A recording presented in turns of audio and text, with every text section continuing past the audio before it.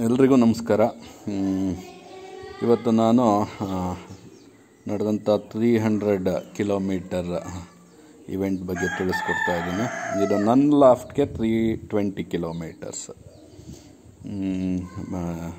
Liberation place ಬಂದು ಗುಂಟಕಲ್ ಅಂತ ಹೇಳಿ, ಅಲ್ಲಿಂದ ನಮ್ಮನೆಗೆ 320 ಕಿಲೋಮೀಟರ್ಸ್ ಆಗುತ್ತೆ. ಇನ್ನು ವೆದರ್ ನೋಡೋದಾದರೆ ಕ್ಲೌಡಿ ವೆದರು, ಸ್ವಲ್ಪ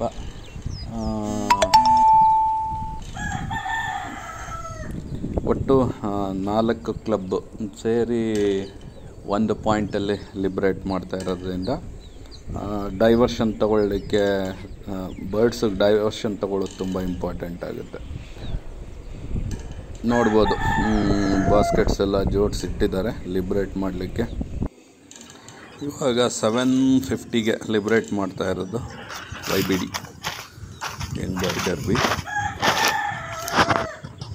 ಅದಾದಮೇಲೆ OBD, YB, OB ಮತ್ತು ಎಕ್ಸ್ಟ್ರಾ ಬರ್ಡ್ಸ್ ಇದೇ ಕ್ರಮವಾಗಿ ಲಿಬ್ರೇಟ್ ಮಾಡ್ತಾರೆ.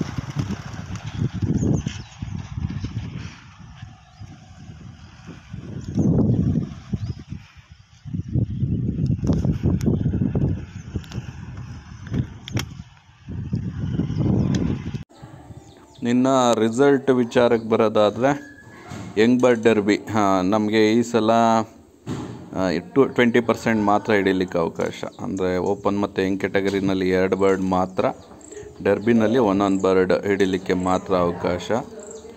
ಓಪನ್ ಮತ್ತು ಯಂಗ್ ಬರ್ಡ್ ಡರ್ಬಿ ಎರಡು ಬರ್ಡ್ಸ್ ಬಂದಿದೆ. ಇಲ್ಲಿ ವೆಲಾಸಿಟಿ.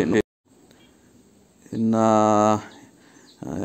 ಯಂಗ್ ಬರ್ಡಲ್ಲಿ ನೋಡೋದಾದರೆ 7 ಬರ್ಡ್ಸ್ ಆ ದಿನ ರಿಟರ್ನ್ ಆಗಿದ್ದು. ವೆಲಾಸಿಟಿ 1000+ ಇದೆ. ನಾನು ಹೇಳ್ತೀನಿ ಪ್ಲೇಸ್ಮೆಂಟ್ಸ್ ಹೇಗಿದೆ ಅಂತ ಆನಂತರ. ಇನ್ನು ಓಪನ್ ಬರ್ಡ್ಸ್ ನೋಡೋದಾದರೆ ಅವತ್ತೊಂದು ದಿನ 14 ಬರ್ಡ್ಸ್. ಇದೊಂದು ಗ್ರಿಜಿಲ್ ಫಸ್ಟ್ ಪ್ಲೇಸ್ ಬಂದಂಥ ಬರ್ಡು. ಇದು ಪೊಸಿಷನಲ್ಲಿ ಹೇಗಿದೆ ಅನ್ನೋದಾದರೆ ನೋಡಿ, ಯಂಗ್ ಬರ್ಡ್ ಡರ್ಬಿನಲ್ಲಿ